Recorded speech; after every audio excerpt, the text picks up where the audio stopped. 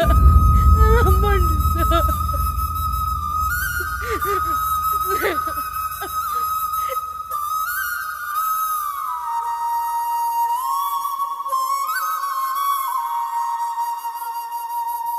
అమ్మా జరీనా, సాయంత్రం పల్లవిని ఇంటికి పంపించేయమ్మా.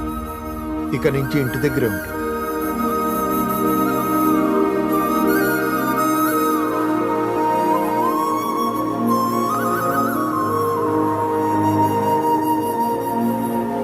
ఆకాశం తాకే నీ ఆక్రందనలు మనసారా వినువారెవరు? నిట్టూర్పున నలిగే నీ గుండెల దిగులు సవరించే మనవారెవరు? కళమారుతున్న జీవితం కలతలోకి జారన, కలలు కన్న కనులకు నీటి చెమ్మ తగిలెనా? వెలుతురైన